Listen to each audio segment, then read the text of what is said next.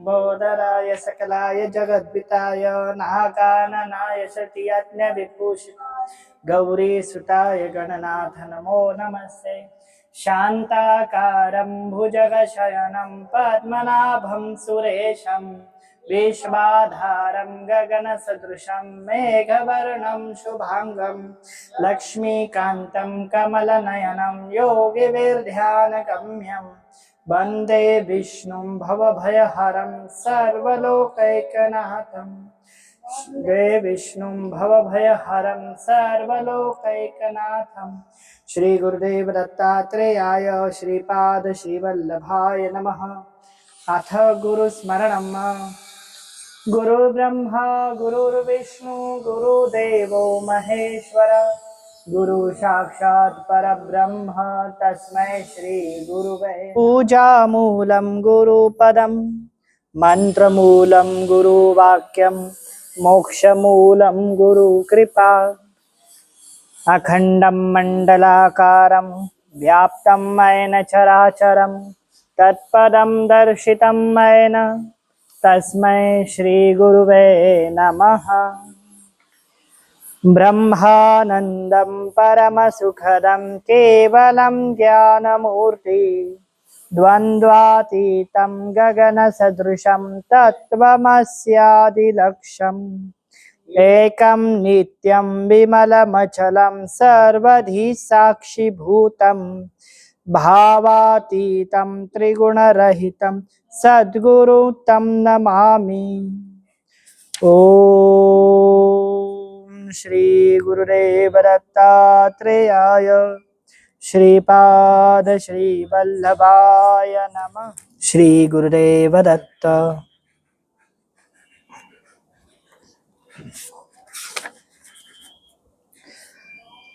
वंशी विभूषितकरान्नवनीतदाभा पीताम्बरादरुणबिम्बफलान्धरोष्टा पूर्णेन्दुसुन्दरमुखान्दरविन्दनेत्रा कृष्णान् परं किमपि तत्त्वमहं न जानेमि। सच्चिदानन्दरूपाय विश्वोत्पत्त्यादिहेतवे तापत्रय विनाशाय श्रीकृष्णाय वयं नमः। बर्हापीडं नटवरवपुकर्णयो कर्णिकारं बिभ्रद्वासकनकपिशं वैजयन्तीं च मालां रन्धारवेणु अदरसुदयां पूर्णयद्गोपवृन्दये वृन्दारण्यं स्वपदरमणं प्राविशद्गीतकीर्ति। रामाय रामभद्राय रामचन्द्राय वेदसे रघुनाथाय नाथाय सीताय पतये नमः। यस्य स्मरणमात्रेण जन्म संसारबन्धनात् प्रमुच्यते नमस्तस्मै विष्णवे प्रभु विष्णवे।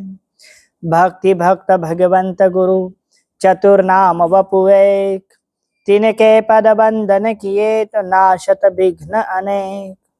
विष्णु जी सुनिए विनय सेवक की चितलाय कीरति कुछ वर्णन करूं दीझे ज्ञान बताए। आज गुरु चरित्र का 11वां अध्याय। श्री गणेशाय नमः। नामधारकास सिद्धयोगी म्हणाले, कुरवपूर येथील मंदमती ब्राह्मण पुत्र श्रीपादांच्या कृपा प्रसादाने विद्वान झाला होता। त्याची माता अंबा ही गुरु आज्ञेनुसार आयुष्यभर शनिप्रदोष हे व्रत करत होती। दुसऱ्या जन्मात ती करंज गावी वाजसेनीय शाखेच्या ब्राह्मणाची कन्या झाली। अंबा भवानी हे तिचे नाव होते। तिचा त्याच गावातील माधव नावाच्या एका ब्राह्मणाशी विवाह झाला। हे दाम्पत्य नित्य प्रदोष समय शिवपूजा करीत असे। शनिवारी आणि त्रयोदशीला विशेष शिवपूजा हे करत असे। अंबा 16व्या वर्षी गर्भवती राहिली। तिला एक तेजस्वी पुत्र झाला। तो जन्मापासून काहीही न बोलता फक्त ओंकार हाच जप करत असे. ब्राह्मणांनी त्याचे जातक वर्तिले तर ब्राह्मणाला हे कळाले की हा अवतारी पुरुष आहे. पुण्य पुरुष आहे. हा गुरुरूपाने लोकांना उपदेश करील व अष्टसिद्धी आणि नवनिधीचा हा स्वामी होईल. याच्या दर्शनाने लोक पावन होतील. हा संन्यासी होईल. ज्योतिषांनी त्या मुलाचे आदराने वंदन केले. पुत्राचे भविष्य ऐकून माधव आणि अंबेला आनंद झाला. त्यांनी त्या लेकराचे नाव नरहरी असे नामकरण केले. नरहरी स्तनपान करीत असे. आंबेला पुरेसे दूध येत नाही. त्याची भूक भागत नाही. आपल्या पतीने तिच्या ठाई दाई बोलवण्याचे विचार बोलवून दाखविले. तेव्हा बाळाने उजव्या हाताने आईच्या हृदयास स्तनास स्पर्श केला तर दोन्ही स्तनातून दुधाच्या धारा वाहू लागल्यात. माता पित्यांनी त्याला वंदन केले आणि ही गोष्ट आश्चर्यजनक असूनही गुप्तच ठेवले. आईच्या ध्यानात आले की हा मुलगा कोणी अवतारी पुरुष आहे. नरहरी कधीही पाळण्यात झोपत नसे. त्याला जमिनीवर खेळायला आवडत होते. तो 7 वर्षाचा होईपर्यंत ओंकाराशिवाय इतर काहीही बोलला नाही. माता पित्यांनी त्याला बोलावले व बोलके करण्याचा खूप प्रयत्न केला, पण प्रयत्न काही उपयोगीच पडला नाही. त्यामुळे तो मुका आहे अशी चिंता त्यांना वाटू लागली. 8व्या वर्षी मुंज करावी लागणार होती. गायत्रीचा उपदेश कसा तरी द्यावा हा मुख्य प्रश्न त्याच्या पित्याच्या चिंतनास पडला व मुकेपणा त्याच्या आईला सहन होईना. ती रडायला लागली. ते पाहून नरहरी घरातून लोखंडी वस्तू घेऊन आला. ती तात्काळ सोन्याची झाली. ते पाहून माता पित्याला मोठे आश्चर्य वाटले. त्यांनी आणखी काय लोखंड वस्तू त्याच्या हातात दिली, त्याही सोन्याच्या झाल्यात. माता पित्यांनी त्याला दृढ आलिंगन दिले व म्हणाले, तू बोल, ऐकण्यासाठी आम्ही आतुरलो आहोत. नरहरी हसला. त्याने जानवे व शेंडी कटीमेखला याच्या खुणा करून दाखवल्या. माझी मुंज करा म्हणजे मी बोलेन असं त्याच्या आईबापास सुचवलं. कुरवपुर में जो मतिमंद ब्राह्मण पुत्र था और माता थी, उनको भगवान ने वरदान दिया था कि माता, मैं अगले जन्म में तुम्हारे गर्भ से जन्म लूंगा. दूसरा जब माता का जन्म हुआ तो वो करंज गांव, आज उसे लाड़ कारंजा के नाम से भी जो लोग जानते हैं, और गुरु कारंजा भी कहते हैं. किसी ने गुरु कारंजा देखा है? हाँ, हमारे साथ गुरु कारंजा देखा है. आप लोग, हमारे साथ कोई आया था गुरु कारंजा के समय? वृंदावन जाते समय हम गुरु कारंजा नहीं गए थे क्या? आते समय नहीं. ठीक है. गुरु कारंजा में जन्म हुआ. आज भी उनका वो निजी स्थान, निजी घर है वहां पर. अंबा भवानी उनके माता का नाम, और उनके पिता का नाम जो था माधव, ऐसे उनके पिताजी का नाम था. बाजसेनीय शाखा की यह अंबा भवानी थी. दोनों के विवाह के बाद 16 साल बीत गए. फिर 16 साल बाद अंबा भवानी गर्भवती हुई और ये एक ऐसा पुत्र हुआ जो जन्म से कुछ बोलता ही नहीं था. कुछ भी बोले तो ओम ओम ओम ओम ही बोलता था, बस, इतर कुछ शब्द ही नहीं था. कई ब्राह्मणों को बुला दिया गया, महातपस्वी को बुला दिया गया. उन्होंने जब देखा, भाग्य रेखा देखी, तो उन्होंने स्पष्ट कह दिया कि ये कोई अवतारी पुरुष है, ये सन्यासी होगा, योगी होगा, तपस्वी होगा, ये कई जन को उपदेश देगा और अष्ट सिद्धि और नवनिधि इसके आगे पीछे डोलेगी. ये लोगों को अष्ट सिद्धियों के दान करने में सक्षम हो जाएगा. आप दोनों प्रसन्न तो हो गए, पर बच्चा तो बोलने को ही तैयार नहीं. खेलता कूदता, कई दिव्यता होती. अब जैसे कि एक छोटी सी दिव्यता बताई गई कि उसके माता, उनके जो माता थी अंबा भवानी, उनको दूध नहीं आया करता था. प्रभु के स्पर्श से दूध बढ़ गया. दूसरी जो चमत्कारिक चीजें बताई गई कि लोहे की कोई वस्तु उन्होंने हाथ लगाई, वो सोना हो गई, जैसे पारसमणि होता है वैसे. कई वस्तु दे दी गई, वो भी सोना हो गई. प्रसन्नता बहुत हुई.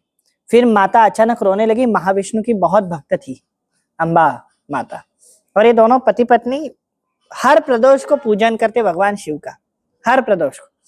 और यद्यपि शनिवार और प्रदोष आए तो उस दिन तो हमखास शिव जी का अभिषेक उन्होंने करना ही है, ये नित्य नियम था उनका। और नित्य विष्णु सहस्रनाम आदि आदि उनके पाठ चला करते। नरसिंह चरितावली या नरसिंह चरित्रामृत, इसमें भी लिखा हुआ है कि उनकी माता विष्णु सहस्रनाम के बहुत पाठ किया करती थी, मां अम्बा भवानी। उन्होंने बताए कि अरे तू बोल नहीं रहा है, कुछ तो कर, कैसे बोलेगा मुझे वो भी बता दे। तो उन्होंने जनेऊ का इशारा करा, कटी मेखला का इशारा किया, उन्होंने शिखा शेंडी का इशारा किया कि आप ऐसा ऐसा करो। फिर उनके पिताजी को समझ आया, तुझे ये चाहिए, जनेऊ चाहिए, उपनयन, हाँ उपनयन विधान करे। उपनयन विधान के प्रभाव से मैं बोलूंगा, ऐसा चिन्ह बता दिए।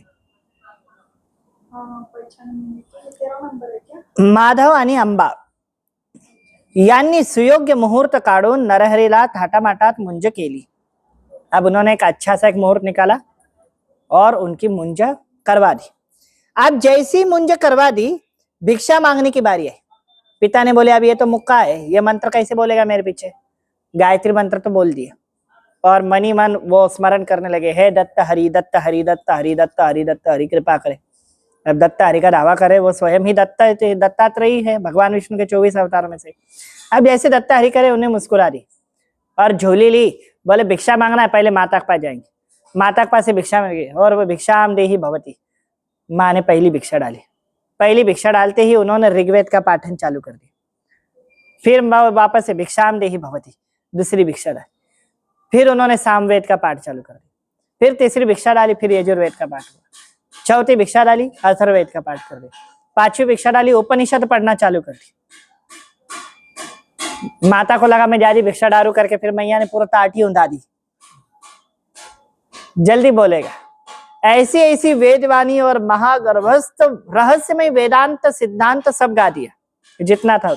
माता तो बड़ी खुश हो गई। फिर बोले आप 5 घर में मंगना पड़ेगा। बोले मैं 5 घर से मंग करा था, जिस जिस घर पे जा रहे बोल रहे हो, सब बच्चे सब होशियार हो, अरे ये तो बोल रहा है, ये तो बोल रहा है, ये कोई साधारण नहीं है। और जिसके घर से भिक्षा लेते उसके घर में अगर 2 दाने भी अगर दे देते तो उसके घर में ऐश्वर्य की प्राप्ति हो जाती, सुख लक्ष्मी आनंदित हो जाती। भिक्षा झोली एक तरफ रख दी, ध्यान अवस्था करने के लिए बैठ गए।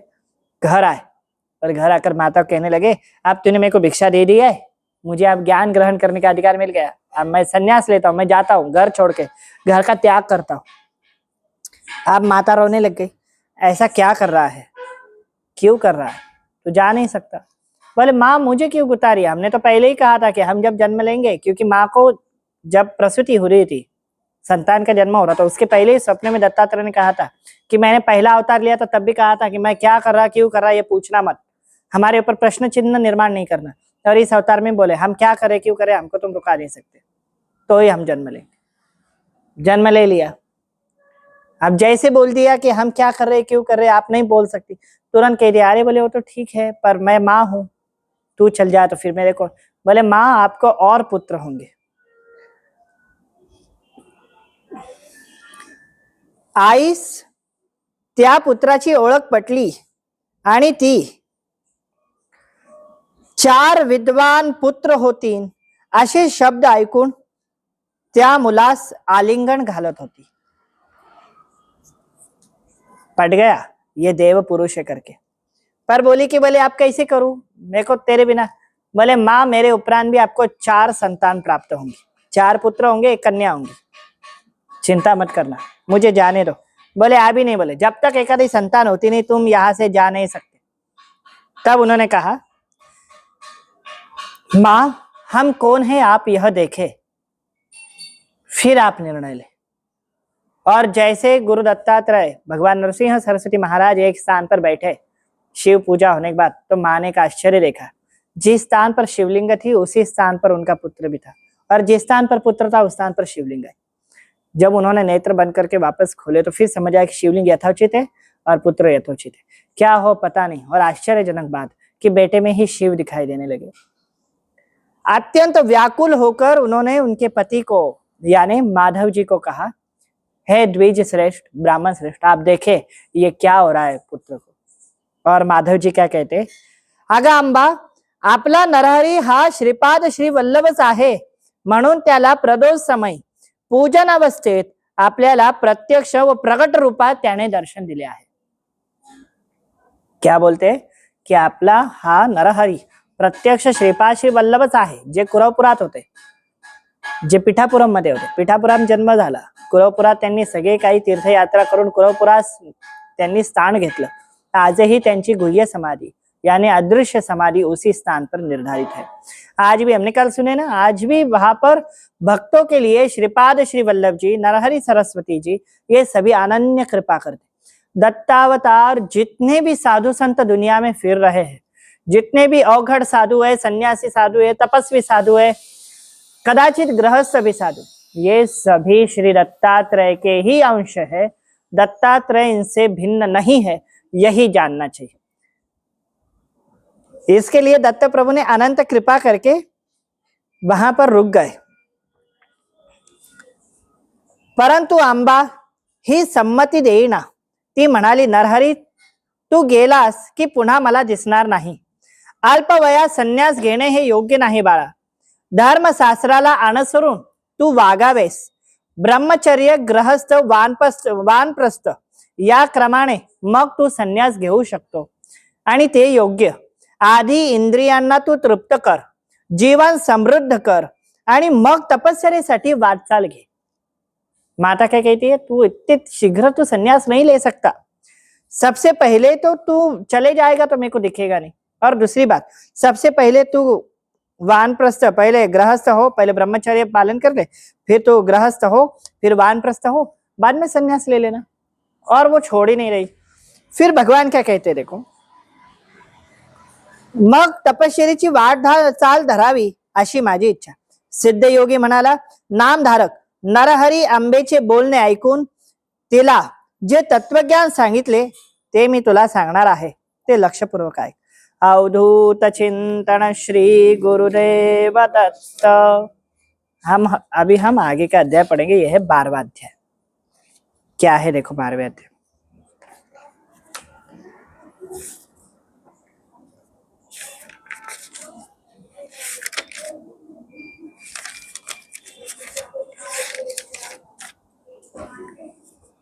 श्री गणेशाय नमः.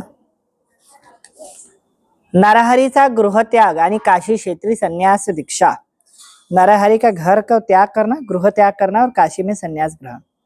12वां अध्याय. सिद्ध योगी बोले, नाम धारक की मां ने नरहरि को संन्यास लेने से मना तो कर दिया, किंतु उस पर भी नरहरि ने मां से अपने जीवन का क्या अवसर है, क्या भरोसा है और क्या कालावधि है, ऐसे कुछ प्रश्न किए. जब मां निरुत्तर हुई तो नरहरि ने यही कहा कि मां, यद्यपि हम जीवन का अवसर नहीं बता सकते, कालावधि नहीं बता सकते, आयु नहीं बता सकते, तो आप मुझे माया में अटका कर रख के फिर से 84 योनियों की गणना करने के लिए क्यों प्रवृत्त कर रही हो? अभी तो मुझे जाने दो, किस लिए कर रही हो? अल्प आयु में की गई भक्ति यह यौवन, प्रौढ़ावस्था और वृद्धावस्था तक के भी टिकती रहती है. इसी कारण है मां, मुझे अल्पायु में ही भक्ति करने दो. क्या सवाल पूछा सबसे पहले नरहरि सरस्वती जी ने? तुम तो कह रही हो कि हम संन्यास ना ले, हम नहीं लेंगे, पर मुझे ये बताओ कि आपके जीवन का लक्ष्य क्या है, उम्र कितनी, श्वास कितनी और कब तक आप रहोगी? हमारी उम्र कितनी है, हमारी श्वास कितनी? बोले बेटा मैं कैसे बता सकती. बोले अगर तुम हमारे भाग्य नहीं बता सकती, खुद का नहीं बता सकती, तो हमें 84 के चक्कर में क्यों फंसा रही हो? हम जाएंगे तो आपका भी उद्धार होगा, आप भी उद्धारित होंगी, हम भी उद्धारित होंगे. मां, शास्त्र कहता है, अगर तुम शास्त्र ज्ञाता हो, हम गर्भस्थ होने पर आपने वेद सुने हैं, पिताश्री वेद सुना रहे थे, आपने वेद सुने हैं, तो वेद के अनुसार, शास्त्र के अनुसार आपने तो मुझे बता दिया. मैं आपसे पूछता हूं, कहो बाल अवस्था की भक्ति ठीक है, युवावस्था की ठीक है या वृद्धावस्था की ठीक है? किंतु क्या वृद्धावस्था में हमको तपस्या करने के लिए योग मिलेगा, बल मिलेगा? कह दिया नहीं. फिर मुझे बाल अवस्था में ही आराधना करने के लिए अनुमति दो मां. देखो मराठी में बताते यही है. नामधारका, नरहरीला मातेने संन्यास घेऊ नकोस असे सांगितले तेव्हा तो म्हणाला, आई मला तू थांबवतेस पण माझ्या आयुष्याचा काय भरोसा आहे ते मला सांग. देह अनित्य आहे.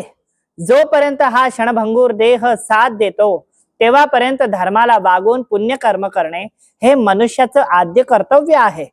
नंतर वृद्धावस्थेला माणूस कोणत्याही गतिविधीस अध्यात्म करू शकत नाही. स्पष्ट नरहरी सरस्वती कह रहे. त्याने जिंकलेले असूनही त्याचा उपदेश मानवाला सूर्य उगवतो आणि मावळतो. असंच आयुष्य ही क्षणभंगूर आहे, ते संपून जाणार. मनुष्य ही अल्पायुषी आहे, देह स्थिर नसतं.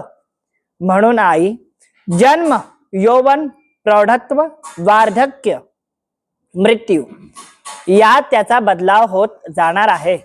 सागराकडे धावणारी नदी पर्वताजवळ ही उगम पावते, परंतु तिला कोणत्याही दगडाने आणि कोणत्याही अवस्थेने अडवल्या जात नाही.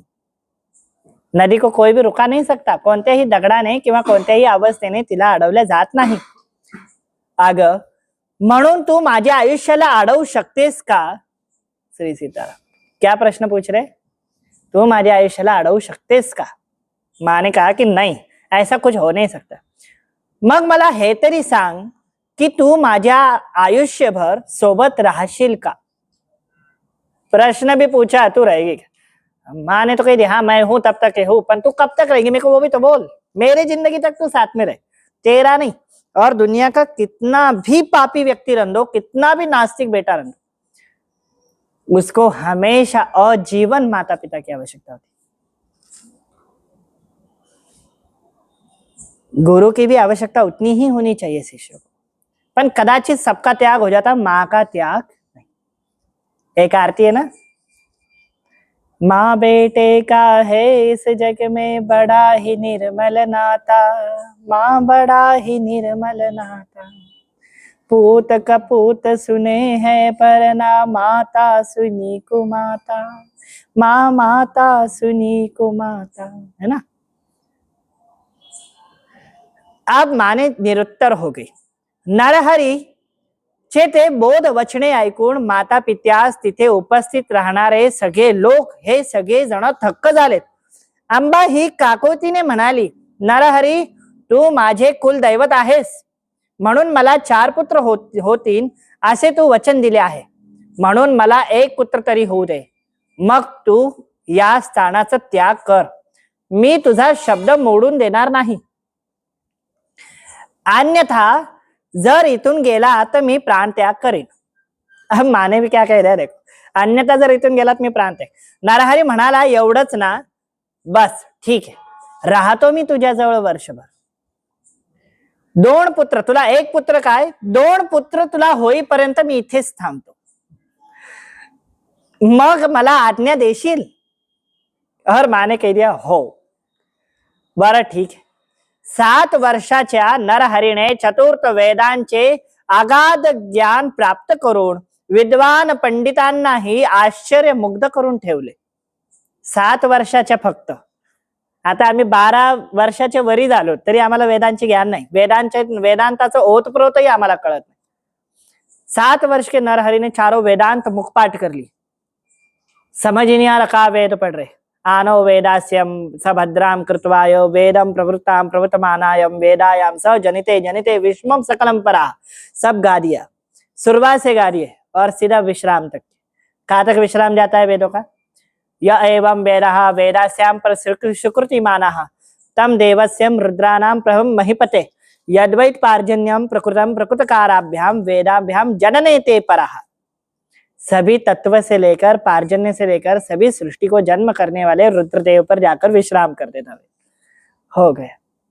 इसके लिए वेदों ने अष्टाध्यायी के अंदर एक भी गाया है, यो वै रुद्र स भगवान, यो वै ब्रह्मा नमो नमः. यही ब्रह्म है. और विश्राम में ये भी कहा है, यो वै रुद्रस्य भगवान, यो वै रुद्रस्य परब्रह्मणे नमो नमः. परब्रह्म कहकर रुक गए. शुरुआत ओम से चालू कर दी, विश्राम ओम पर कर दिया. ओम के अलावा कुछ. अब इन्होंने तो गा लिया चतुर्थ वेद, और देखो आगे क्या है.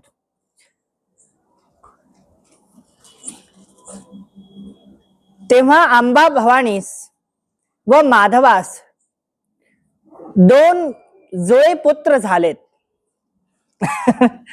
जुड़वा बच्चे हो गए. नरहरी वर्ष पूर्ण होताच आईस म्हणाला, आई तुझी इच्छा अनुसार वर्षभर मी इथे राहिलो. तुला आणखी 2 पुत्र आणि 1 कन्या होईल. ही आपत्य ज्ञानी, सदाचारी, दीर्घायुषी व तुम्हा दोन्ही माता पितांची सेवा करणारे असतील. आता मला निरोप दे. अंबा भवानीस आणि माधवास वाईट वाटले, पण नरहरी तिथून जाताना आईने तिचे हात धरले आणि विचारले, जर मला तुला भेटावयाची इच्छा असेल तर मी तुला कसे भेटू ते मला सांग. तू अवतारी पुरुष आहेस, पण तरी तू माझी संतान असल्यामुळे मी तुझ्यातून माया काढू शकत नाही. और दत्तात्रेय क्या कहते देखो. माँ ने क्या कर दिया, 2 बेटे हो गए जुड़वा. फिर कहा कि आप जाओ. जा रहे और हाथ पकड़ लिया कि अभी तो मैं तो माया नहीं निकाल सकती, अब मेरे को बोल मिलने का. तो गुरु दत्तात्रेय क्या बोलते, अगं आई, भिंतीस गंध लावल्याने तू ज्या समयी ज्या अवस्थेत मला स्मरण करशील त्याच काळात मी तक्षण तुझ्या समोर उपस्थित राहील. तू असं समजू नको की मी इथून चाललोय म्हणून तुला दिसणार नाही. तू जर भिंतीस गंध लावला किंवा तसही तू जर मला आठवण केली तर मी तुझ्या समोरच तुला प्रगट होताना दिसेल. मी तुझ्यापासून कुठेही लांब जाणार नाही. हम तुझसे दूर नहीं जाएंगे. तू एक दीवार के पास बैठकर या तो जहां भी वहां पर भी जिस स्थान पर बैठकर तू नाम लेगी कि मेरा नरहरि यहाँ पर आ जाए तो मैं सामने प्रकट हो जाऊंगा. माँ, मैं कहीं भी जाने वाला नहीं हूं. मी इथून गेलो तरी माझं अस्तित्व आणि माझे राहणारे कृत्य तुला सतत अनुभव होईल. माँ, मैं इधर से गया तो भी सतत तेको स्मरण होगा कि मैं यहीं पर हूं करके. सिर्फ शरीर रूप से जा रहा हूं, पर आत्म रूप बल रूप मैं यहीं पर हूं, चैतन्य रूप यहीं पर. सर्वांचा हा विचार पालटला आणि मग नरहरी हे काशी यात्रास निघाले. काशीला जाऊन तपस्वी यती यांनी नरहरीची भेट घेतली व म्हणाले, संन्यास धर्म हे संकटात आहे आणि संन्यास धर्माची कोणीही उद्धार करण्यासाठी सक्षम नहीं. क्या कह दिया, संन्यास धर्म ये संकट में है, कोई भी उद्धार नहीं कर पा रहा संन्यास धर्म का. इसीलिए है नरहरि, आप कृपा करें, आप अवतारी पुरुष हो, आप दत्त पुरुष हो, इसीलिए आप कृपा करते हुए उद्धार करें. नरहरि सरस्वती इन्होंने काशी में श्री कृष्ण सरस्वती इनसे दीक्षा ली और सन्यास धारण करके नरहरि के आगे नाम लग गया श्री नृसिंह सरस्वती, यह नाम लगा. अब नाम धारक ने यह सवाल पूछा है कि नरहरि ये तो दत्तावतार है, स्वयं जगत गुरु है, फिर इन्होंने गुरु क्यों किया. तब क्या कहते देखो, कृष्ण सरस्वती ये गुरु परंपरा कैसी है वह हमको कहो. तब सिद्ध कहते हैं श्री कृष्ण सरस्वती ये कोई साधारण नहीं है, ये सांदीपनी ऋषि के वंशजों से निर्माण गुरु परंपरा से प्रदत्त गुरु है. सांदीपन ऋषि कौन है मालूम है? उज्जैनी में सांदीपन ऋषि का आश्रम देखा है क्या? श्री भगवान कृष्ण के गुरु. हम सांदीपन ऋषि के आश्रम में गए थे ना, जहां कृष्ण जी ने दीक्षा ली थी, उज्जैनी. सांदीपनी गुरु यह उनके प्रमुख थे. और क्या बता रहे, जैसे भगवान श्री कृष्ण जगत चालक है, जगत मालक है, जगत नियंता है और स्वामी है, फिर भी उनने सांदीपन गुरु से जैसे दीक्षा ली थी वैसे ही गुरु शिष्य परंपरा सबसे श्रेष्ठ है, महात्म्यपूर्ण है और गुरु शिष्य परंपरा के अनुसार ही ज्ञान प्राप्त किया जा सकता है. अब कृष्ण सरस्वती के जो पुरुष है, जो ज्ञानी है, वो कैसे, वह देखो. श्री शंकराचार्य, मूल शंकर, शंकर के बाद भगवान शिव शंकर, शिव शंकर से दीक्षा ली है महाविष्णु ने, महाविष्णु के शिष्य ब्रह्मदेव ने, ब्रह्मदेव के शिष्य वशिष्ठ मुनि, वशिष्ठ से शक्ति, शक्ति से पराशर, पराशर से व्यास, व्यास जी से शुक, शुक जी से गौड़ पादाचार्य, गौड़ पादाचार्य से गोविंदाचार्य, गोविंदाचार्य से शंकराचार्य, शंकराचार्य से विश्वरूपाचार्य, विश्वरूपाचार्य से ज्ञान बोधानंद गिरी जी, उसके बाद सिद्धगिरी जी, फिर उनके बाद उनके शिष्य ईश्वर तीर्थ, फिर नरसिंह तीर्थ, विद्या तीर्थ, शिव तीर्थ, भारती तीर्थ, विद्या तीर्थ, पुनः विद्या तीर्थ है, मलियानंद देवा तीर्थ सरस्वती जी, फिर देव तीर्थ सरस्वती जी, फिर यादवेंद्र सरस्वती जी, फिर कृष्ण सरस्वती जी, और कृष्ण सरस्वती के बाद श्री नरसिंह सरस्वती यानी नरहरि दत्त। ऐसी गुरु शिष्य परंपरा है उनकी, समझे, यानी शंकराचार्य के वंशज में। फिर उन्होंने गुरु शिष्य परंपरा होकर भी अपने शिष्य सहित तीर्थ यात्रा कर बद्रिकाश्रम की ओर गए। अब इन्होंने भी कई शिष्य बनाए श्री नरसिंह सरस्वती ने, फिर बद्रिकाश्रम गए। अवधूत चिंतन श्री गुरुदेव दत्त, 13वां अध्याय।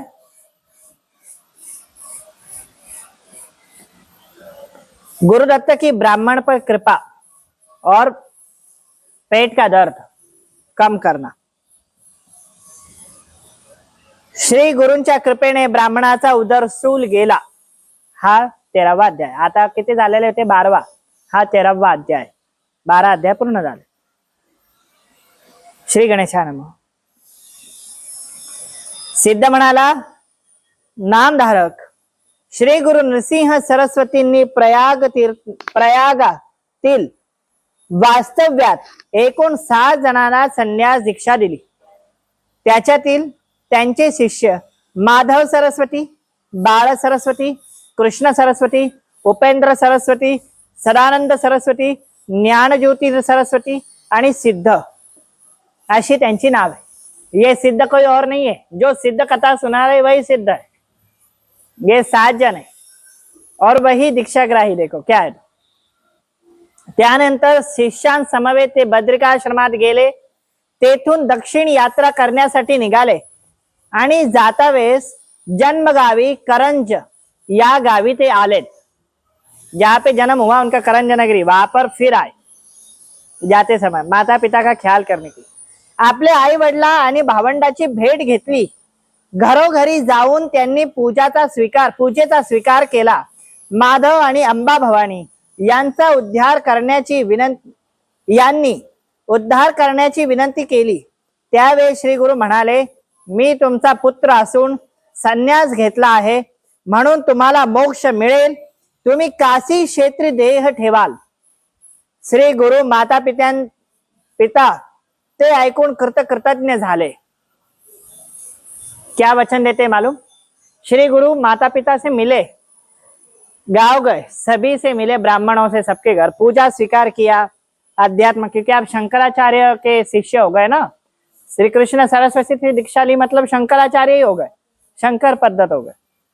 अब जैसे श्री शंकराचार्य सरस्वती जी हो गए, इन्होंने अपने माता पिता से मिले तो माता पिता ने कहा कि आप कृपा करो बेटा, हम वयोवृद्ध हो चुके, अब हमारा उद्धार करो।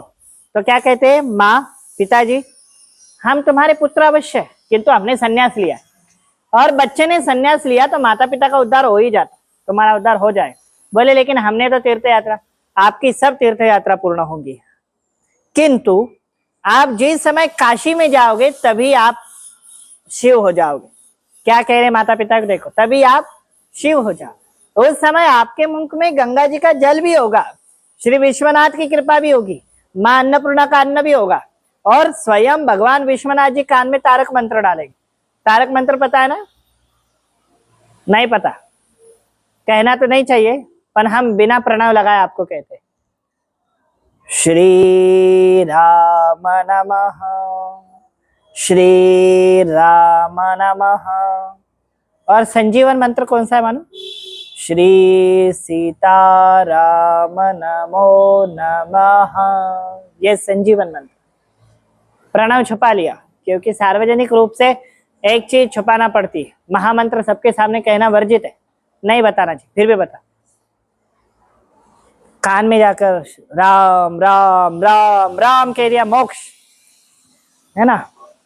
काशीपुरी उपदेशु, शंकर क्या उपदेश करते? राम मंत्र। आपका उद्धार होगा माता पिता जी, आप जाओ। उसके बाद उनकी एक छोटी बहन आई, गुरु जी की बहन का नाम क्या है, कोई बोलेगा? नरसिंह सरस्वती के, जिन्हें गुरु चरित्र का पालन किया उसको पता होगा। नहीं पता है कि नहीं? नहीं पता।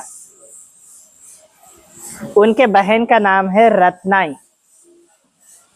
रत्नाई चे कुष्ठ दवडिले तीर्थे वर्णित तुम्ही सना। सुना है ना क्या? नहीं? अनन्य भावे शरणागत मी भव भय तारण तुम्ही सना। रत्नाई इनकी जैसी आई तो वो क्या कहती, देखो गुरु के पास आई और क्या बोलती, भैया मुझे भी सन्यास लेना है, मुझे ये संसार नहीं करना। कौन पति बच्चे बच्चे कौन करते बैठेगा, मुझे सन्यास दे दो। और गुरु क्या कहते, देखो गुरु नरसिंह सरस्वती यांनी मंद स्मित हास्य ठेवून आपल्या त्या भगिनी सांगितले, तू पतीची सेवा कर, संसार कर, तुला पूर्वजन्मीचे काही दूषित संचित आहे तेवढ्या कर्मांचा दोष तू भोगून घे। तुझा पती तुझा त्याग करेल, तापसी मग तू होशील आणि तुला कुष्ठरोग होईल।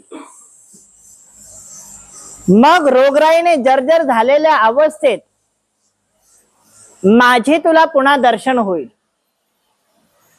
तो वृद्ध असताना किंवा तरुण असताना जर्जर व्याप्त होऊन माझा तू शोध करशील। मग माझे शब्द आणि माझा ठांग पत्ता तुझ्या कानी येईल। मग तू गाणगापूर या क्षेत्री ये, भीमा अमरच्या संगमावर माझे तुला दर्शन होईल। त्या काळात मी तुला पाप विनाशी अशा काही तीर्थांचं आणि मंत्राचा उपदेश देईल। तू माझ्या समवेश आणि समक्ष स्नान करशील, मग तुझा पातक नष्ट होईल, तू पापमुक्त होशील आणि मग मी तुला संन्यास देतो। सगळी बहनें छोटी क्या कह रहे रे, का तुला पूर्व जन्माचं पाप आहे बाळा, तू एवढं कर। फिर बहन कहती है की दादा मी एवढं तर भोगेन, पण जर माझं सहनबळ सहनशीलता तितिक्षा संयम जर माझं तुटलं तर मी काय करावं। तब उनके भाई उनके कान में एक मंत्र थे, मी तुला एक मंत्र देतो तेवढं तू करायचं। बरं ठीक, काय मंत्र देतो? तू म्हणायचं, दिगंबरा दिगंबरा श्रीपाद वल्लभ दिगंबरा, दिगंबरा दिगंबरा श्रीपाद वल्लभ दिगंबरा, दिगंबरा दिगंबरा श्रीपाद वल्लभ दिगंबरा। और बहन कहती, अरे दादा मला एवढं मोठं मंत्र नाही ना, मी फक्त तुझं नाव जाप करीन, नरहरी दादा नमो नमः। मी तर नाही करू शकत, मी म्हणणार आहे नरहरी दादा नमो नमः। बरं तेवढं कर, पण तू मला मानतेस ना? हो। मग अगं माझा पूर्वीचा अवतार म्हणजे श्रीपाद श्री वल्लभ, आणि त्या अवस्थेत मी हे वचन दिलंय, जे दिगंबरा दिगंबरा अशा मंत्रांचा जाप करेल त्याला घोर संकटातून मुक्ती प्राप्त होईल, म्हणून तू तेवढं कर। ठीक आहे, आणि हो विसरू नको, मी सदा तुझ्या समवेत आहे, म्हणून तू खचायचं नाहीस बाळा। हो चालेल। उन्होंने कह दिया, जो श्रीपाद श्री वल्लभ के इस मंत्र का जाप करेगा, दिगंबरा दिगंबरा श्रीपाद वल्लभ दिगंबरा, वो अघोर दुख से भी बाहर निकलेगा। क्या है? दिगंबरा दिगंबरा श्रीपाद वल्लभ दिगंबरा ये करेगा। रत्नाई ने कहा कि मुझे भी संन्यास दे दो। बोले नहीं बेटा, आप तो छोटी हो, अभी आप शादी करो, संसार करो, आपको रोगराई होगी, उस रोगराई से त्रस्त होकर आपका पति आपको त्याग करेगा, बच्चे भी ठीक से बात नहीं करेंगे, आपको संतान भी होगी, तब आप तापसी हो जाओ। तापसी मतलब तपस्या धारण करोगे आप, इतनी तापसी इतनी सिद्ध होंगी आप, इतनी सिद्ध होंगी कि आपको बताने की आवश्यकता ही नहीं पड़ेगी कि आप क्या करना चाहिए क्या नहीं करना चाहिए। फिर आप ढूंढते हुए आप मेरा पता करोगी और आपको पता चलेगा कि मैं भीमा अमरजा संगम पर गानगापुर में हूँ। तब गुरु को पता भी नहीं था मैं कहाँ जाने लगा, गानगापुर में हूँ। आप वहां पर आना, तब मैं आपको तीर्थों का महिमा कहूंगा, आप पाप मुक्त होंगे। अब ये सुन लिया। उसके बाद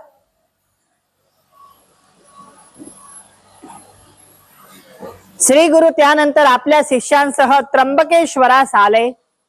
आपल्या शिष्यांना त्यांनी त्या क्षेत्राचे महात्म्य सांगितले। या ठिकाणी पूर्वी गौतमांसह त्यांची पत्नी ही अहिल्या राहत होती आणि भरपूर ऋषिजन हे तपस्या तिथे करत होते। अब उन्होंने एक कहानी सुनाई कि हम त्र्यंबकेश्वर में आए हैं। त्र्यंबकेश्वर की क्या कहानी है? वहां पर गौतम ऋषि का आश्रम था। गौतम ऋषि के साथ साथ कई ब्राह्मण तपस्वी तप कर रहे थे, किंतु वहां पर पानी का अकाल पड़ गया कुछ कारण की वजह से। सब ब्राह्मण ने एक षड्यंत्र स्थापन किया और उन्होंने एक गाय का रूप धारण करके गणेश जी को वहां पर भेज दिया। और सिर्फ गौतम ऋषि जाकर सिर्फ गाय जी को हकाल ही रहे थे, हकाल भी, मारे भी नहीं, हकाल ही रहे थे। और गलती से उनके हाथ की एक छोटी सी नीम की काड़ी कितनी होती है, उतनी सी काड़ी सिर्फ गाय को लगी।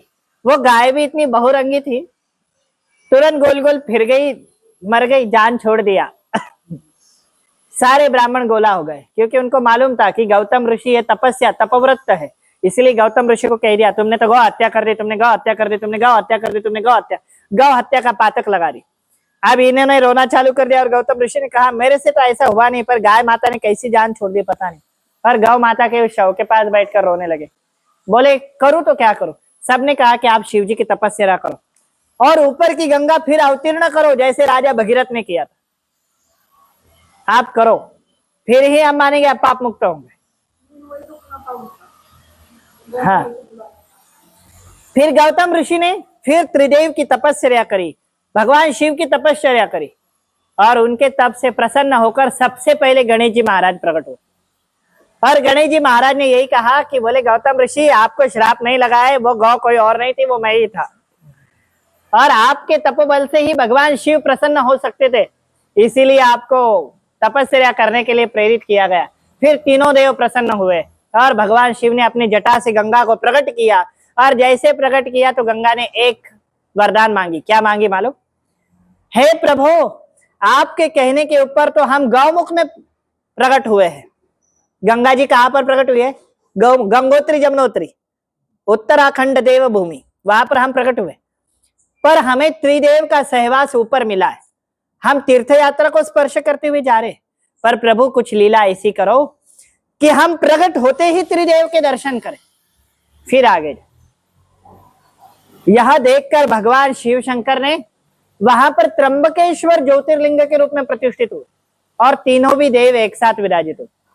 आज भी गंगा जी कोई दर्शन करेगा, देखना, ऊपर प्रकट होती है, फिर अदृश्य होती है, फिर गौमुख में आती, फिर गौमुख में प्रकट होती है, गौमुख से प्रकट होती है, फिर अमृत कुंड में आती, अमृत कुंड से फिर गुप्त होती है, फिर ज्योतिर्लिंग में निकलती, फिर ज्योतिर्लिंग में फिर गुप्त होती है, फिर बाहर निकलती। 3 जगह पर गुप्त होकर प्रकट होती है, प्रकट होकर गुप्त होती है। और त्र्यंबकेश्वर ज्योतिर्लिंग के श्री चरणों को पकड़ कर रखा है ब्रह्मा जी, विष्णु जी और शिव जी को। ऐसे महात्म्य सुनाया। और ये भी कहा है गुरु जी ने, गुरु श्री नरसिंह सरस्वती महाराज जी ने, जो भी दक्षिण गंगा गोदावरी के जल से भगवान त्र्यंबकेश्वर को स्नान करवाएगा, वह अनायास ही त्रिदेवों के दर्शन प्राप्त करने का अधिकारी हो जाए।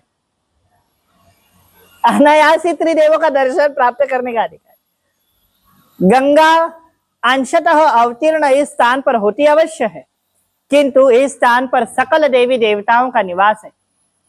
और अति उत्तम बात तो ये थी, स्वयं भगवान सांब सदा शिव भी गोदावरी के किनारे फिरते। और क्या महिमा कहते, देखो, गंगा ही शिवप्रिय असूनही त्या स्थानी ब्रह्मदेवाचे वास, नर्मदे स्थानी विष्णूंचे वास आणि गोदावरी स्थानी हे शिवांचे वास असते। गोदावरी के जल में भगवान विष्णु का वास है, किनार पर शिवजी बैठे रहते हैं। नर्मदा के तट में शिवजी, नर्मदा के जल में शिवजी का वास है, किनार पर विष्णु बैठे रहते हैं। और गंगा जी के जल के अंदर ब्रह्मा जी का वास है, वहां पर ब्रह्मा जी भी है, ऐसे है। और त्रिदेव भी साथ में गंगा जी के पास, समझे। इसीलिए दक्षिण गंगा गोदावरी ये सर्व समर्थ, सर्व दिव्य और सर्वश्रेष्ठ, सर्व पवित्र ऐसी मानी गई है।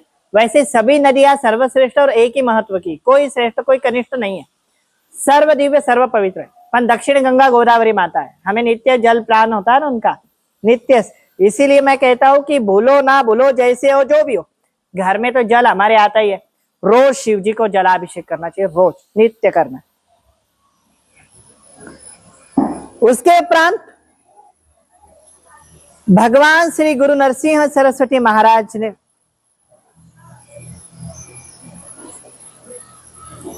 गोदावरी के तट पर जब स्नान करके फलाहार कर रहे थे, उस समय वहां पर एक ब्राह्मण आया।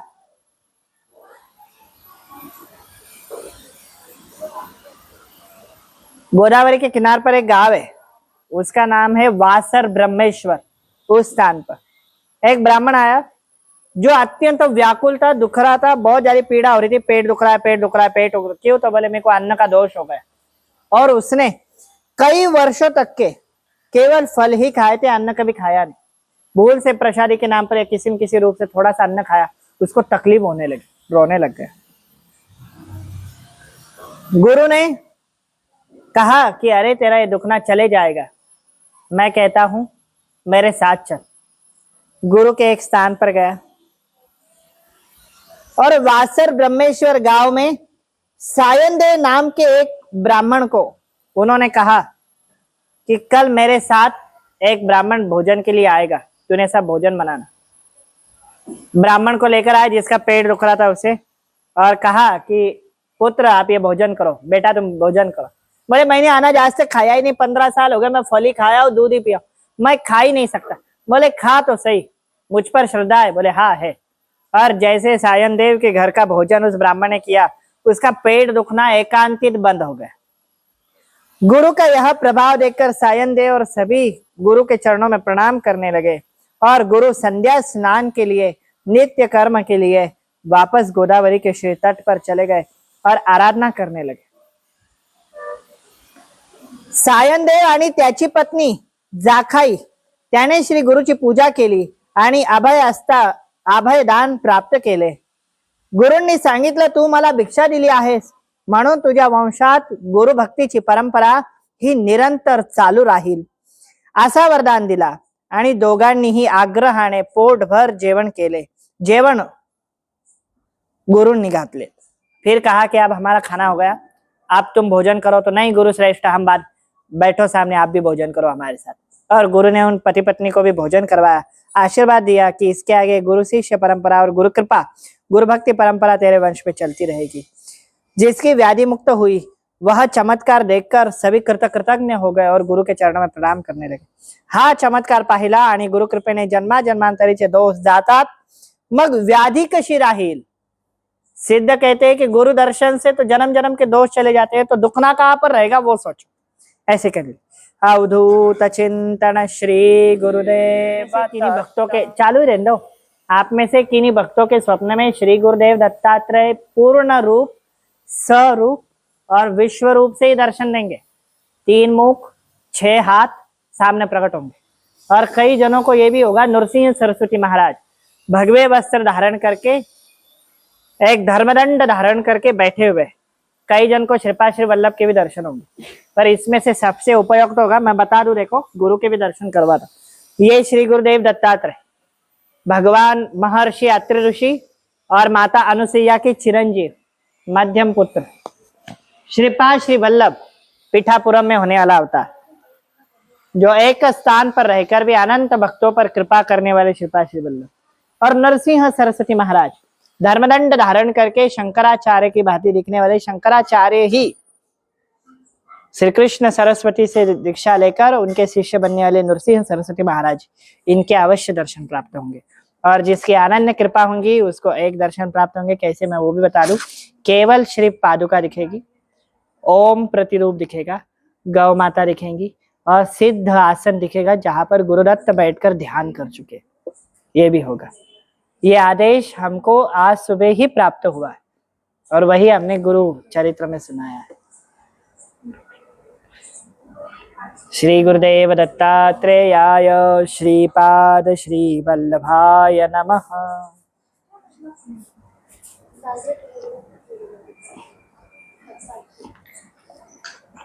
अनंत संसार समुद्रतार नौका हिदाभ्याम गुरु भक्तिदाभ्याम वैराग्य साम्राज्य पूजनाभ्याम नमो नमः श्री गुरु पादुकाभ्याम कवित्व वाराशि निशाकराभ्याम दौर्भाग्य दावाम्बुधमालिकाभ्यां प्रीकृतानम्र विपतिता नताययो श्रीपतितान् समीयो कदाचित् प्याशो दरिद्रवर्या मूकाश्च वाचस्पतितां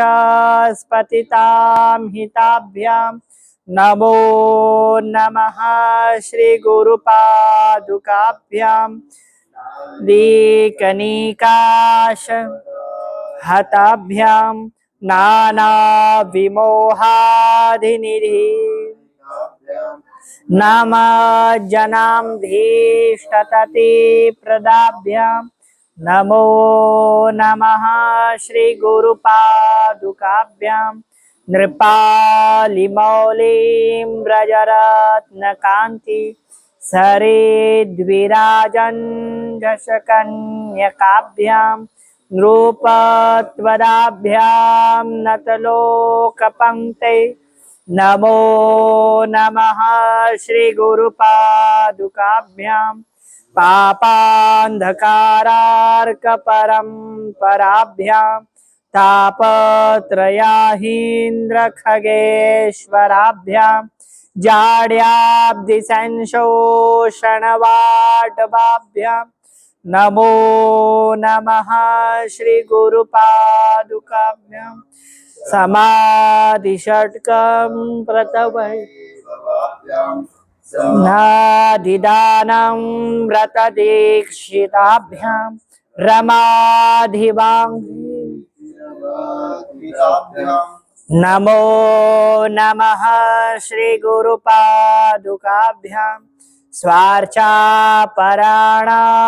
अखिलेष्टदाभ्यां स्वाहा सहायाक्षधुरन्धराभ्यां स्वाताञ्च भावं प्रदपूजनाभ्यां नमो नमः श्री गुरु पादुकाभ्यां कामादिसर्पव्रजगारुडाभ्यां विवेकवैराग्यनिधि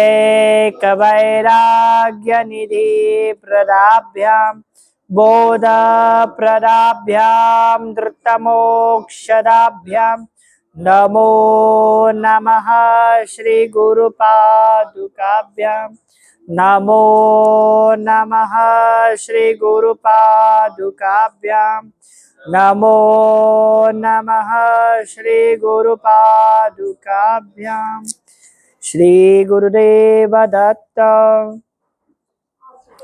श्रीमदनंता श्री विभूषिता आत्पल लक्ष्मी नरसिंहराजा जय विजयी भव दिग्विजयी भव श्रीमदखंडा श्री विजयी भव श्री विद्याधरी राधा सुरेखा श्री राखीधर श्रीपादा जय विजयी भव दिग्विजयी भव श्रीमदखंडा श्री विजयी भव माता सुमति वात्सल्यामृत परिपोषित प्रभु श्रीपादा जय विजयी भव दिग्विजयी भव श्रीमदखंडा श्री विजयी भव सत्य ऋषीश्वर दुहितानंदन वापनार्चर्युत श्री चरणा जय विजयी भव दिग्विजयी भव श्रीमदखंडा श्री विजयी भव सवित्र काटक कचन पुण्य फल भारद्वाज ऋषि गोत्र संभवा